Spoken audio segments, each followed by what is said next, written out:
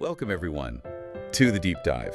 Today, we're doing something a bit special. We're diving into a book, yes, but it's more than that, isn't it? Oh, absolutely. We're exploring Paulo Coelho's The Alchemist. It's this incredible story, but really, it feels like a guide, almost, to destiny, to dreams. Exactly. It taps into something really fundamental, that search for meaning, for purpose. Right.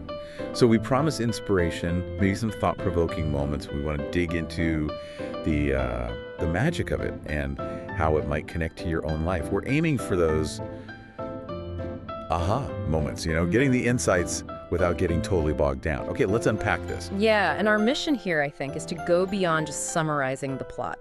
We want to explore Santiago's journey, sure, but really dig into the core teachings. What does it mean to follow your heart?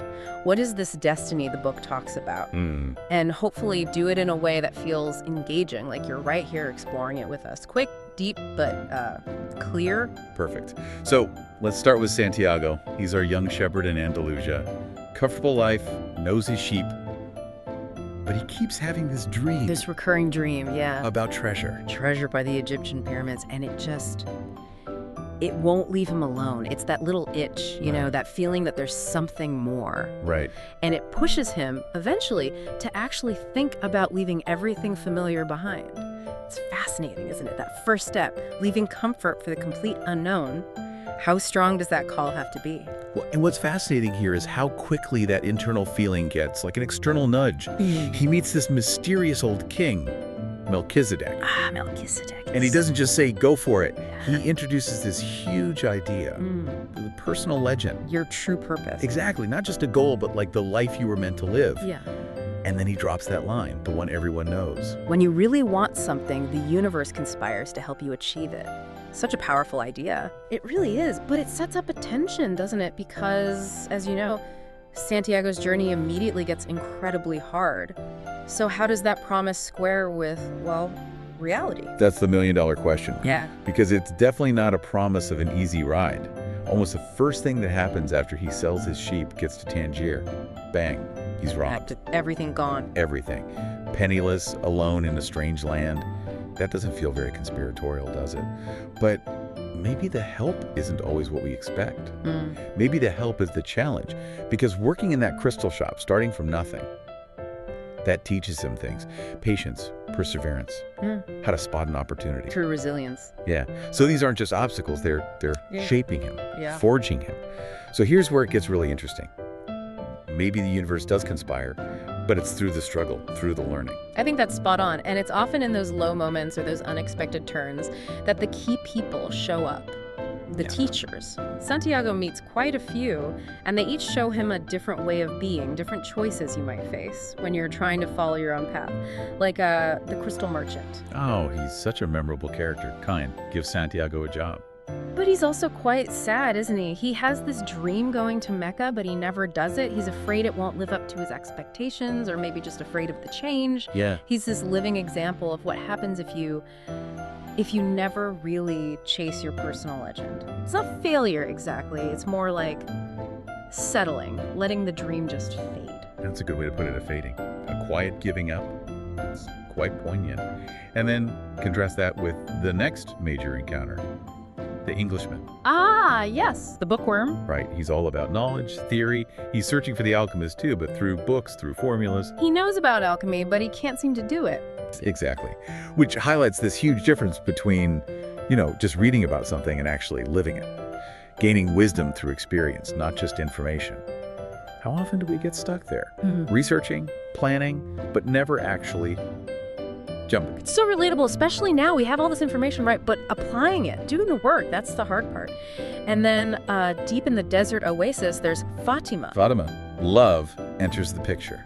Yes, but it's a very specific kind of love. It's not presented as a distraction or something that makes him choose between love and his legend. No, quite the opposite. She encourages him. She understands his journey is his own. It's this idea of love that supports your purpose rather than demanding you give it up, which I think raises a big question for all of us, doesn't it? What kind of love, what kind of relationships truly help us grow? Yeah, versus the kind that just keeps us comfortable, maybe even stuck.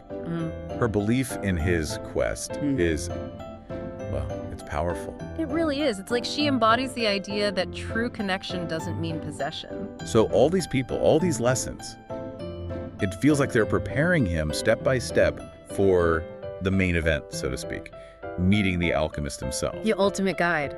And he's intense. He pushes Santiago hard. Definitely. No more hand-holding. The lessons get deeper, more philosophical maybe, but also incredibly practical in a strange way. Like understanding the soul of the world, which sounds mystical, but it's taught as this ability to read the signs, the omens, to see the connections and everything. Trusting intuition, basically, over just pure logic. And listening to your heart. That comes up again and again. The heart knows things the mind doesn't.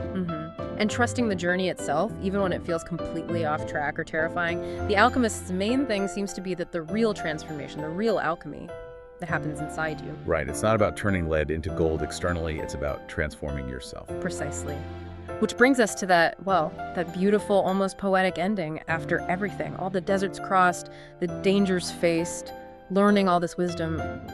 Where does he find the actual physical treasure? Back home. Yeah. Right where he started. Under that sycamore tree. Exactly. It's such a profound twist. But the key thing isn't just that it was there all along. It's that he couldn't have seen it, couldn't have understood its value without the entire journey. He had to leave to find what was already there. He had to transform himself first. The journey gave him the eyes to see. It's this incredible metaphor for how often the things we're searching for, meaning, happiness, treasure, might be closer than we think. But we need the journey, the growth, to recognize them. Wow. And it makes you wonder, doesn't it? How much treasure do we overlook in our own lives because we haven't done the inner work to see it? That really hits home. Yeah. So, okay, let's try and crystallize this. We've gone deep into the story. Yeah. What does this all mean? What are the big takeaways for you listening right now? Well, first, I think it's about recognizing and honoring that personal legend, that quiet, maybe persistent inner call towards something authentic. It's not just a dream, it's presented as your real work. Yeah, taking it seriously. And second, pursue it. Actually do it. But no, the path won't be straight or easy. The journey, the learning is the point, maybe even more than the destination. Definitely. Third, that idea of trusting the universe, believing that somehow help will come, even if it looks like a setback at first. Trusting the process. And fourth, facing your fears. So many characters are held back by fear. Santiago has to push through his fear constantly. It's often just an illusion, right? It really is. And maybe finally, just understanding that the value isn't just in getting the thing. It's in who you become along the way. The courage, the wisdom, the self-awareness, that's the real alchemy. Beautifully put. The Alchemist really holds up as a guide, I think, because it's essentially an invitation to look at your own life, your own dreams, and maybe take that leap. If you haven't read it, please do. Oh, absolutely. And if you have, maybe read it again. I bet you'll find something new speaks to you, depending on where you are now. That's so true. Each read feels different. So thank you for joining us on this deep dive today. It leaves us with a thought, maybe. What hidden treasures might be waiting right where you are? In your own backyard, so to speak. And what journey, maybe not across deserts, but perhaps just a small step outside your comfort zone, will it take for you to truly see them? Great question to ponder. Keep exploring, keep asking those questions. Yeah. Your personal legend is unfolding right now. Until next time, stay curious and keep diving deep.